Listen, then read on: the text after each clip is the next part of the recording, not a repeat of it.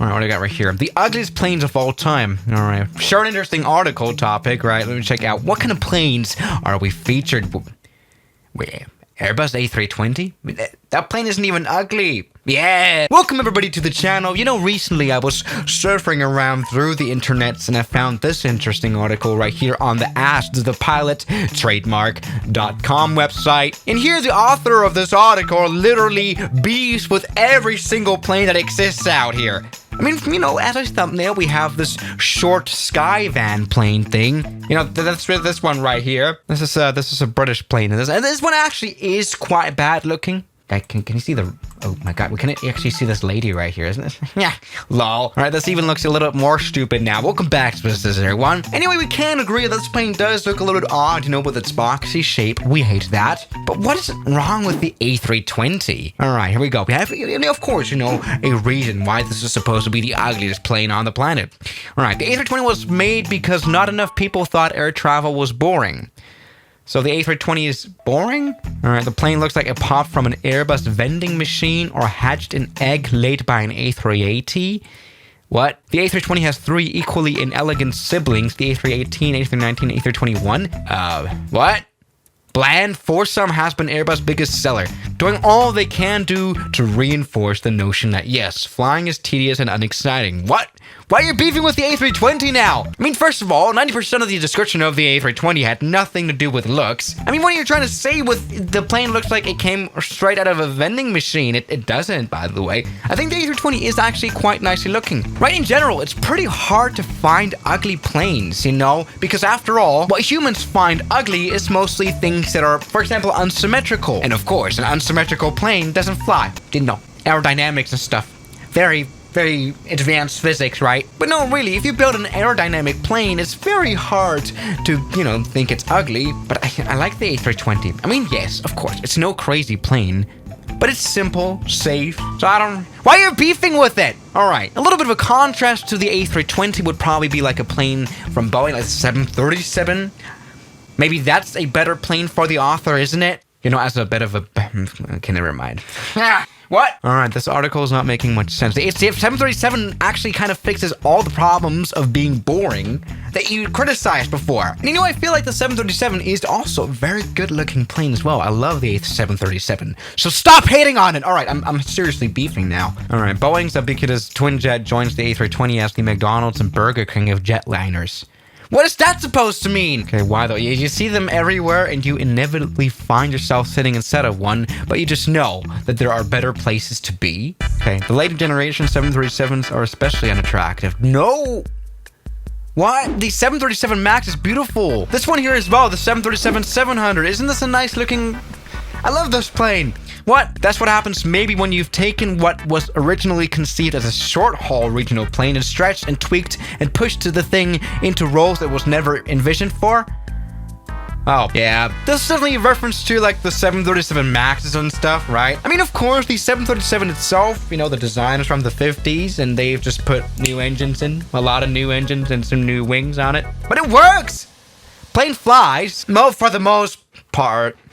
Yeah, I do see where you're getting there, but I love the 737 anyway. Come on, shut up. Stop beefing around. All right, what do I got right here? Lockheed Constellation.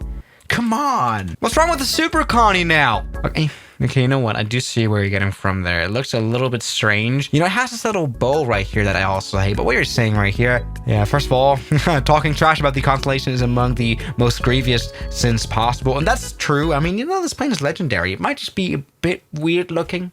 I do have to say, yeah, I mean, you know, maybe the L-1049 is the first plane I understand being on this list. You know, I've always kind of hated that nose landing gear, how high that nose stood above ground.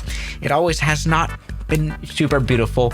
Can we move on though? All right, we've got the McDonnell Douglas DC-10. That's a legendary plane. I mean, come on now. Yeah, dude's really beefing now with a DC-10. I mean, I don't get that. This plane looks like a plane, like seriously. Right, when you think of a plane, this is what shows up in your head for the most part. This is a nice looking plane. I mean, it's a tri-jet. It did fell from the sky sometimes as well, but that's fine. This plane, I like this. Look at this. Literally, the only thing that's a little bit odd looking about this one is definitely the third engine, but I don't even hate that. This is a nice looking plane. Come on, what do you hate about the DC-10? You may have heard that the Boeing 777 was the first airliner to be designed entirely on a computer. What you didn't know is that the DC-10 was the first to be designed with crayons and a wooden ruler. Problem resolves mostly around the tail. Although the DC-10 wasn't the first jet to have 3 engines, the builders had no idea what to do with the middle one.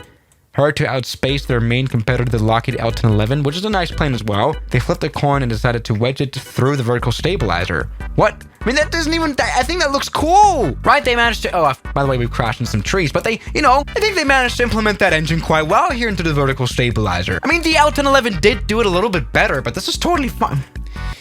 Yeah, alright, we've just simulated a normal DC-10 flight. This wasn't the safest plane, but at least our guy isn't hating on the Lockheed, which does have a bit of a better tail. But still... Okay.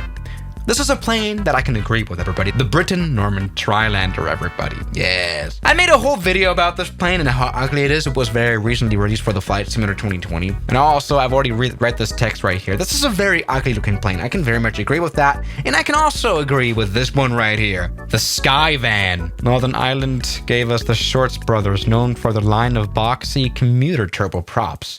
I mean, these are practical after all. These don't need a runway at all. What do we got right here? Could you fly up one of those scaled up chow toys and still feel good about yourself in the morning? All right, yeah, these are ugly. In fact, I even have a model here for the Flight Simulator X plane, and it works. Banana air. And I'm really just noticing right now how many weird planes I have, and this one actually does fly as well. It is absolutely miserable, but yeah, I can agree. This is definitely not ugly looking. Also, of course, because of its very unaerodynamic design, the boxy shape just looks strange, right? Alright, it crashed. That's probably a good thing. I don't like the design of this. I can agree with this one as well. Good point. Right here we've got the VFW 614. No, I mean, I don't agree with either. I mean, this plane looks a little bit strange here with the engines actually being mounted on top of the wings, which actually isn't totally bad of an idea. This allowed the plane, for example, to have a very low landing gear, which is useful for a few things. I don't even know why, but that's good. Yeah, some of us theorized the engineers of this plane were strung out on snaps. The engines on top concept had the added bonus of reducing the plane's noise footprint. That's a good thing, while making things as loud as possible in the cabin. Yeah, okay. Maybe for the passenger, this was a very loud plane, having your engine literally next to the window. I mean, I get that, but this is not that. I mean, it looks odd, but it's definitely not ugly, is it? Okay, never mind. This one is ugly right here. The Antonov N72. I mean, yeah. This looks like Mickey Mouse. I've always said this. Anyway. Yes! Everybody, the A380. About the A380, I agree that an airplane's design, no different from that bridge or skyscraper, speaks to its era. Like, this is so much chit-chatting, and it's important to temper one's judgment with context. This does not apply, though, to the A380, a plane whose ungainliness will, I assure you, prove timeless. It's ugly now and will continue to be ugly in 40 years. And that is true, right? The beauty standards change, but one thing doesn't, and that's the A380's state of ugliness. I hate this. I'm probably just a little bit... We should stop beefing on these airliners. So yeah, guys, so thank you very much for watching today's video. Keep on doing the lists, askthepilot.com. And I'll see you guys tomorrow, as always. Good night.